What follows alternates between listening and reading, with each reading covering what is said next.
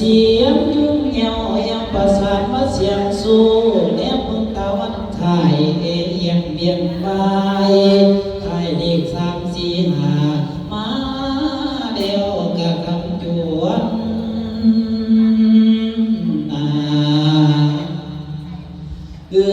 จังหวะพ้องเฮ็ดพอจังหวะพ้องพ่อดีลาบกะเดือนล้มขี้คอยพางกะตามองสิ่งที่เป็นจริงว่าบ่มองเป็นไก่สาระกว้างกว้างอาสมคงสิเป็นสาระเจ้าสังวรทรงพนัวหามกับปวดเจ้าพ่อปันทำใส่น้องพอพักเนี่ยเปลี่ยนแนวหัวใจเต้นตึงเดี๋ยวนี้กำลังเทิงแต่ตาเว้นคำคอยมาที่หน่อยสิตาวมาลูกกับแม่อยู่พ่อเพียงหักเสมอตาเราจุ่มเอ่ยเวลาเดินไปขอยานก็ส่งมาไว้นะพอจิตใจผู้หญิงนี้หมดห่วงแห่งจิตนี้เห็นในความรู้จีบ่อ่านทางโลกได้ว่าเอาให้ดังประสงค์ได้คืนนี้กูวันเอาวงกดกันนอนในธรรมพ่อมาแล้วกะติดยามคงหมอนนอนอยู่ในคู่หาบังเกินเรียนทานทำเสียงพึ่งพังเท่าว่าโอ้ยโอนมันจมหน่อยนึงคนหน่อยนึงคนโกเกวลาก้องมาทั่วผู้เอาละเอาพอตัวเอาละน้อแม่ตัวโยติกาไว้นี่ก่อนมหาพุทธมี80ภาคาถาทวนสิโยโม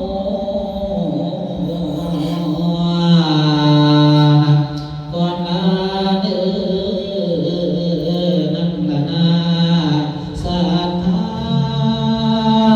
โย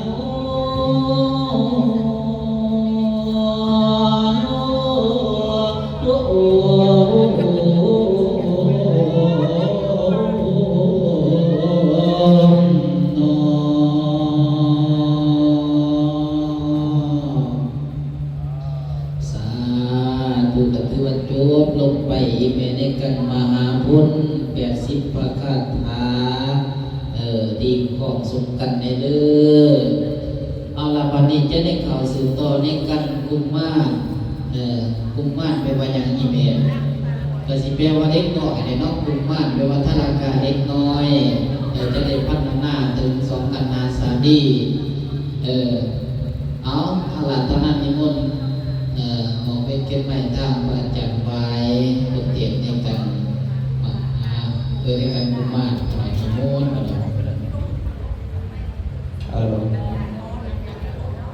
แม่เอ้ยโยมแม่คือโบขาสมัยนี้นอนหนักเลยนะอ่อนกันไหนแล้วอ่อนกันที่ไหนแล้วมวนรอไม่ออกมวนรอขั้นมวนแบบนี้ไม่หาจางมาทำเนาะเอาต่อไปจะได้พูดญาติโยมฟังกันกุมารกัน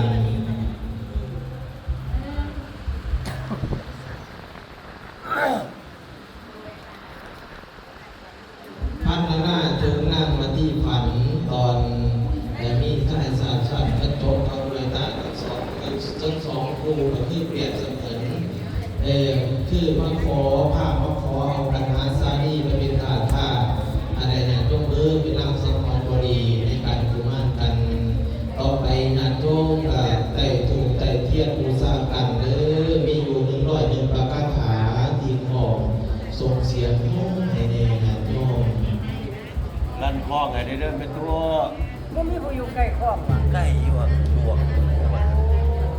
มันจะรีบบวกนั่งเอาโน่นครับสู้เนี่ยแหละโอ้ผมมาตั้งใกล้ๆกูกาดีนะที่ทำ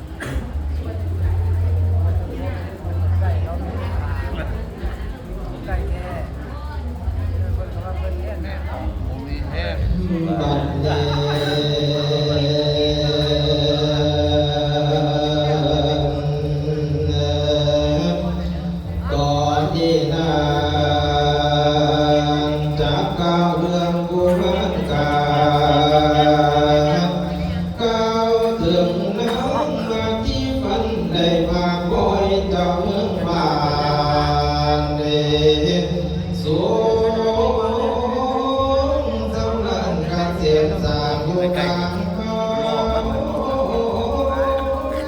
ในเดือนบำเพ็ญเพียรอยู่สูงมีเมื่อบ่มีดาวน้ำมนต์เดือนเมื่อเศร้ากับเขาป่าหาวัว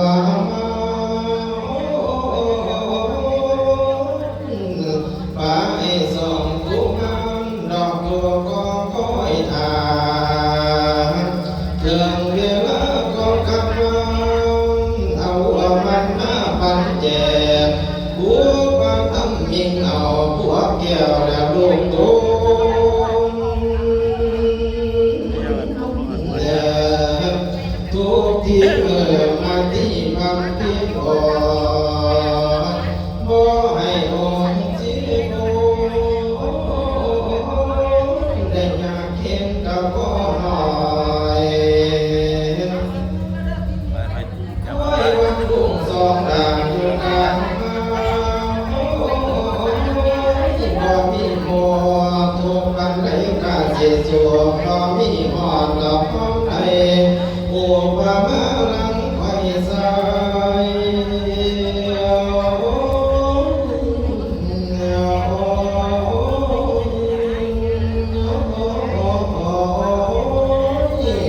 อันทุนโตเวทานาพ่อเวลาสายยังคำลงกะวันนาแล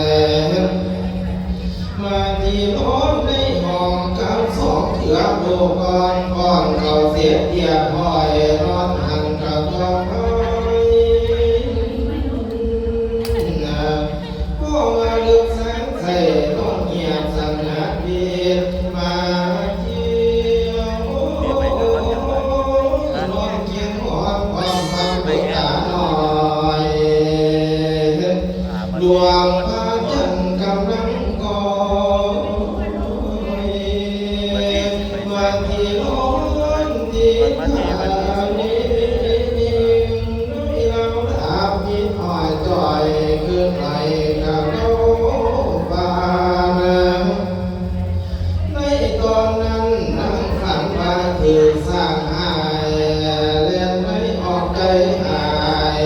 เล่นนี้ตายบาดมีเศร้าห่างไกล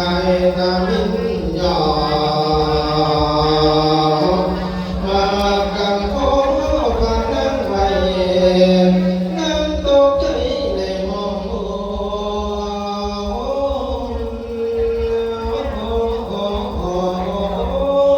เบิ่งกายาต้นต่อเบิ่งกายาต้นต่อหัวตาฟันแดกแก้วมาคือลาปัญญามาที่นั่งกับพงยันนักวันอ่านกอดเสียเวียนมันบอกพวกพวกพินต่อมาที่ทั้งนาตาปากขันดวงกามาต่อตาทั้งสองลูกโบขาแขนมัดไปใจหน่อยเล่นนี้ฟังแต่เพียงสักทีจะลุงเตื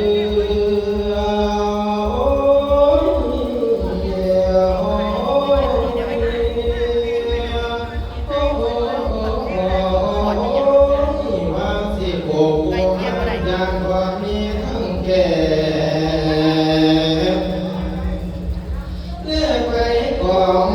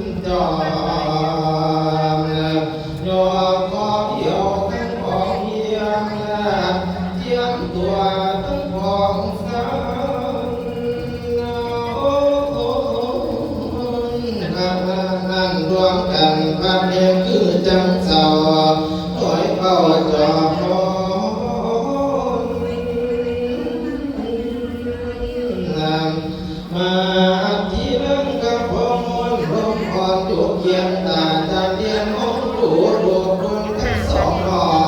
ยหันสีคอยเอา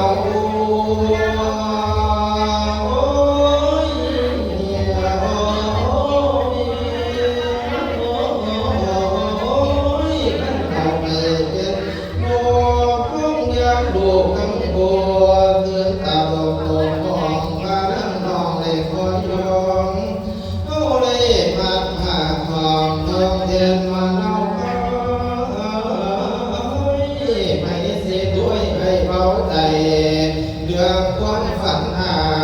ยเดินเดินหายไปหาพี่ภาษาเมียเสียดีก่อนจากปันดีปันสวนนั่งมาที่รอดพระโอษาสวนยังโล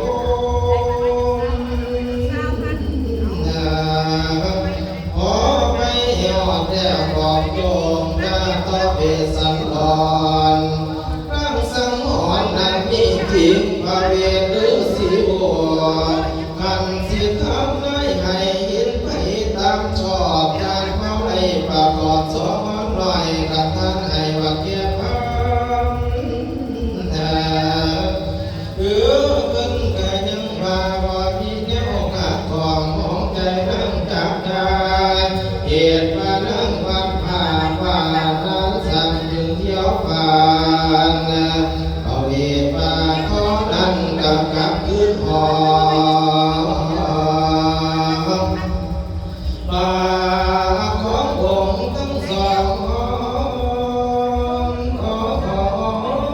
เดือดร้อนซ้อนนำหมอกลงสูบพื้นจวนแย่สว่างมามาที่รูปร่างหน้าแล้วผู้พรสองสีคือกันหาสาดื้อให้เตือนนอนย้ำเศร้าแล้วจึงเอามันต้นที่เหลือรอแต่วันก่อนเอามาป้อนลูกน้อยสองหลอนให้ยิ่งนำน้ำเมาแบ่งโลกไล่ปลาล้มดอกโบตาสัวคำเธอปลาล้มไก่หากที่ลงสงลาหากไม่คันกาสาวนั่งเอาเสียงเดินใส่ว่าปุ่มกันหาจงสาดีไปตามพาขอเจ้าเขาสิเอาว่าเขียนเขาว่าพี่โอ้นั่งก็ปากดวงตานางขอฝากลูกเต่าซ้ำสัวบาเดียวเดียวนางเที่ยวเที่ยวลงนอนเพื่อผลพาลาไม่ลูกกันหาเจ้าอย่าให้หาทางเอ่ยบัวยิ่งเท้าสะดิไม่ได้อ้อยน้องเจ้าจะพ้นตัวสองเกียมเจ้าหลอนยั่วราญาไกลไปคิดอะไรแต่คำฝันหามาให้ใจเต้นคิดเห็นความฝันหายหายใจกระโปรงยามนั่งขับด้านโด่งพานั่งใจผู้หอนตอนนั้นทำข้านี้ทิ้งหาผู้มากไม่หามาผลพาลาตาเดียวหาผลบอลตนเคยลายมาที่ไปรักมันนานอาสะจันทร์บ่พอพัน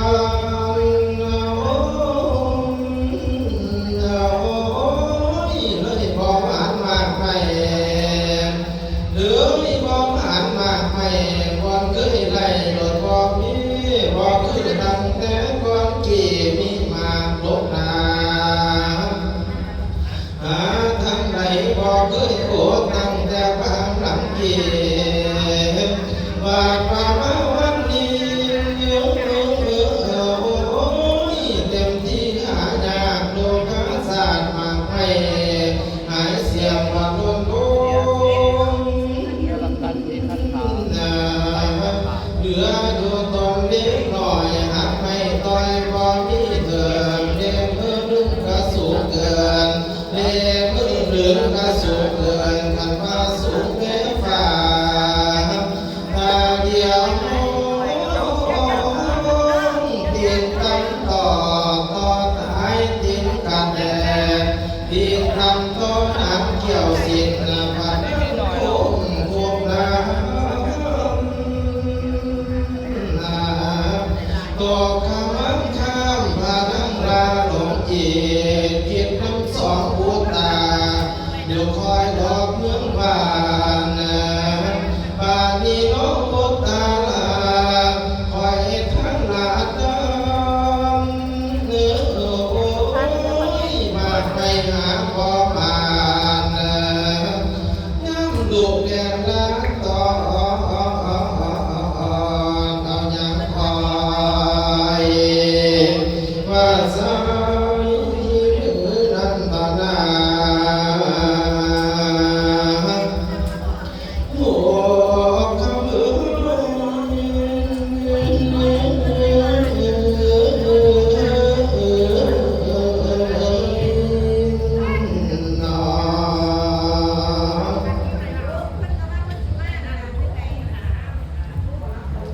บัดนี้เอาละโจไว้ดีกันกูมันจบไปก่อนเดี๋ยวบัดนี้มี100ผ้าคาตาตอนเอาวันขาสิไว้รุ่งเอาละเมื่อตอนนี้มาขี้กันเพิ่นสิทองพอละรุ่งไปแต่เพียงตอนนี้มาวันคอยสิโอ้ยโอ้นันบานาสาธาโยโอ้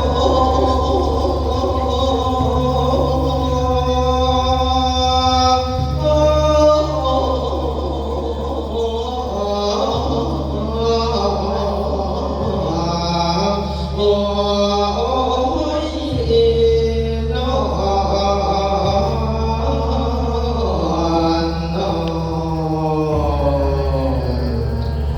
สาธุจงลงไปอีเมลเดี๋ยวกันกุมารแปลว่าเด็กน้อยมันที่ฝันในกันนี้กันนี้ก็ถึงที่ฝันงานให้มันแบบนี้คนมาเจาะตาสองดูเอาวันนี้กันวันที่นี่เด้อกันวันที่วันที่มันสิว่าในใดอันนี้เพราะรัตนามีคนทำอาจารย์ทรงศรีให้สิ่งซ้อมเราเทแพร่ชนะชนงของเรา